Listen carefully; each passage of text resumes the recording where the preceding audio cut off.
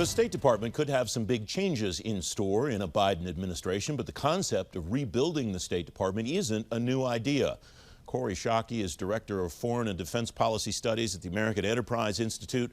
She's former Deputy Director of Policy Planning at the State Department and author of the book State of Disrepair, Fixing the Culture and Practices of the State Department. Kori, welcome. It's wonderful to see you. You wrote in this book in 2012, the United States government was, and I believe still is, incapable of whole-of-government operations because the civilian agencies, especially the Department of State, are too weak to perform the necessary functions. Has your view of that changed in the last 8 years, Kori?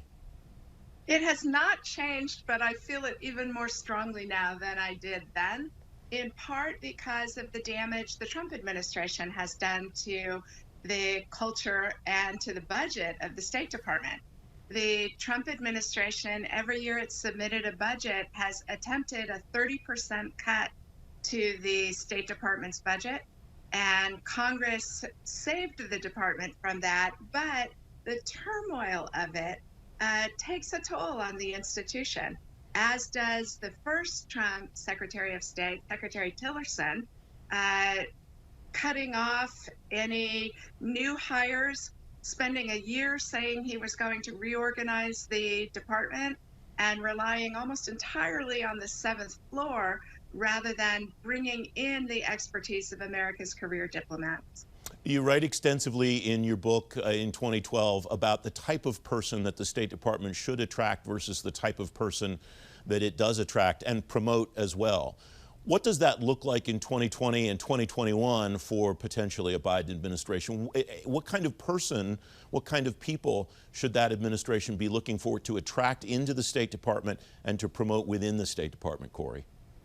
It's a great question. They should be seeking to attract a wide diversity of Americans, because we're a wide and diverse country, and encouraging them to take initiative, to act independently, to spend less time reporting on what is happening in foreign countries, and a lot more engagement out in the societies to represent who the United States is and to bring crucial information that governments themselves may not be providing to the United States. A lot of the discussion, excuse me, Kori, please continue. No, I'm sorry. I was also just going to say that the State Department twice tried to do what the Defense Department does routinely, which is produce every 4 years a review of the department's operations, and they haven't done it in a Trump administration, but even the two times that they did it in the Obama administration, they concluded that they weren't hiring people with the skills they need, and they weren't teaching people the skills that they themselves identify as essential for the conduct of American diplomacy. And that was actually where I wanted to go next. Is the QDDR step one for a Biden administration at the State Department to determine a roadmap to move forward on? Yeah, it's a good institutional practice for any organization to routinely review how are we doing at what it is our responsibility to do for the country. The Defense Department does it every 4 years by congressional mandate, and it helps the organization to see its mission clearly, to prioritize its resources, and to make sure everyone in the organization is working to common purpose. Your experience includes the National Security Council, the Defense Department, as well as state, Kori. What does the Defense Department do well that the State Department could learn from?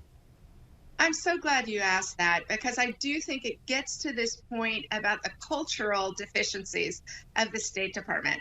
You know, the State Department has an incredible talent pool in the Foreign Service and in the Civil Service, but the organization doesn't institutionally align itself to identify what are the skills we need, who has them, how do we incentivize and reward people for the practice of them, how do we teach them what they need to know for their advancement in the organization and to perform the skills at higher levels. And the military services spend almost all of their institutional effort doing that, and you see the difference in performance. One of the things culturally that you propose to change at the State Department, though, goes against the grain of what we want there, which is long-term, long-serving Foreign Service officers who have great experience and institutional knowledge. How do you propose to change the culture of an organization like that without changing the people themselves? Oh, through education and incentives. Organizations get the behavior they incentivize and reward. And the State Department does a very poor job of educating its people and rewarding the excellence in the ranks. Let me just give you an example. The State Department spends almost the entirety of its training and education on languages. And yet, most American ambassadors and senior diplomats aren't well versed enough in the language that they could debate somebody in that language on television in the country in which they're serving.